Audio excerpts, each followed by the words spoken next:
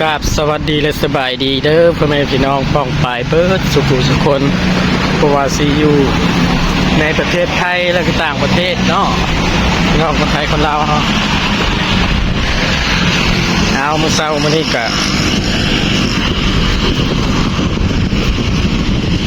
กำลังตื่นแล้วก็กำลังเดินทางไปเฮ็ดงานพี่น้องเนาะเป็นเวลา7:00ณประเทศไทยเนาะพี่น้องวันนี้นี่เป็นบรรยากาศดีเด้พี่น้องมื้อนี้นี่บรรยากาศดีหลายพี่น้องอากาศเย็นนี้ลมพัดเย็นจ้อยๆพี่น้องเนาะต่างจากมื้อวานมื้อซืนเนาะตั้งแต่เดือนเมษามาก็เป็นอากาศร้อนเลย4-5เริ่มเย็นกับมื้อนี้เลยพี่น้อง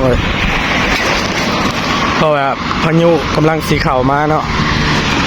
มีพายุฝนกำลังเข้ามาพี่น้อง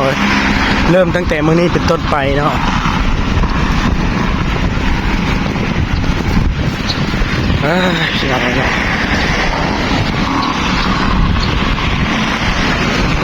พี่น้องคนลาวเฮาเด้เฮ็ดงานอยู่เมืองใดเจใดในประเทศไทยเนาะ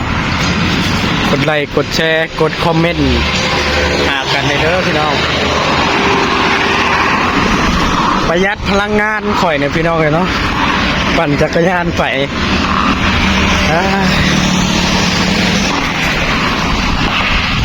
ตะเวนกำลังขึ้นพี่น้องตอนเช้าตื่นมาตอนเช้าก็ไปเฮ็ดงานค่ำมาเลิกงานกลับห้องตื่นมาก็ไปเฮ็ดงานคือเก่าพี่น้องเลยเนาะชีวิตของคนสู่ชีวิตของเฮาก็สิวนเวียนไปแบบนี้เลยพี่น้องโอ้1 แถม 1ร้านอาหารสุดหรู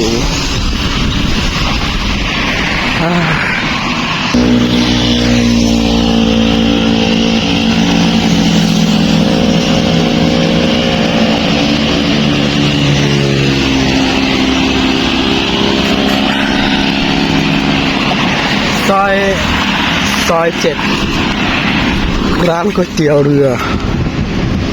นี่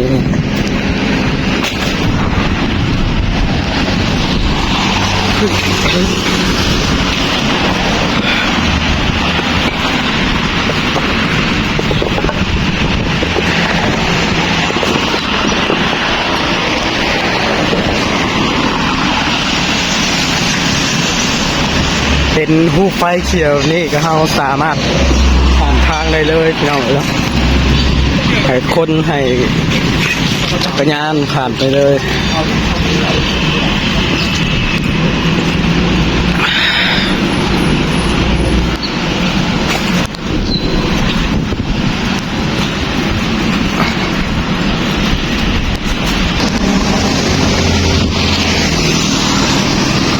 เว้นแล้วพี่น้องคือซีเดแวซื้อขนมปอกขนมปังซื้อนมน้ำไปกินอยู่ที่บอร์ดเฮ็ดงานนะผมมีแห้ง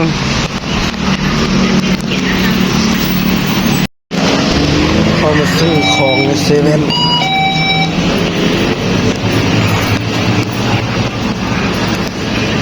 ซื้อน้ำซื้อขนมอะไร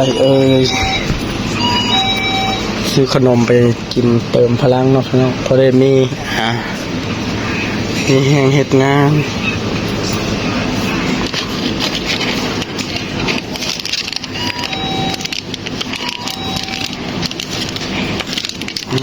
ต่อก่อน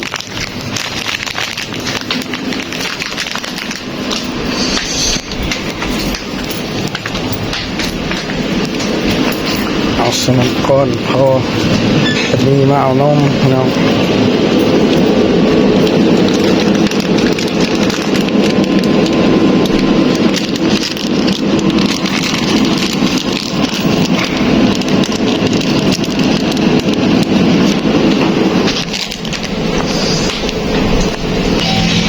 นี่มันกินอยู่ทางข้างเลยพี่น้อง อ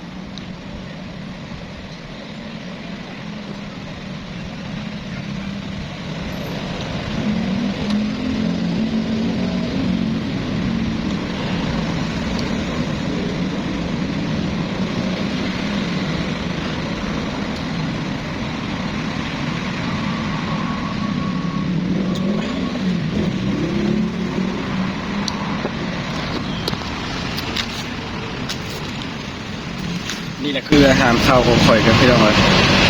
กินขนมกินนมไปเลยกันแล้วพี่น้องเอ้ยสู่งานต่อเอาจังใดก็อย่าลืมกดไลค์กดแชร์กดติดตามให้กันเด้อพี่น้องเพื่อเป็นกำลังใจให้แรงงานคนนี้เนาะสู่ชีวิตต่อ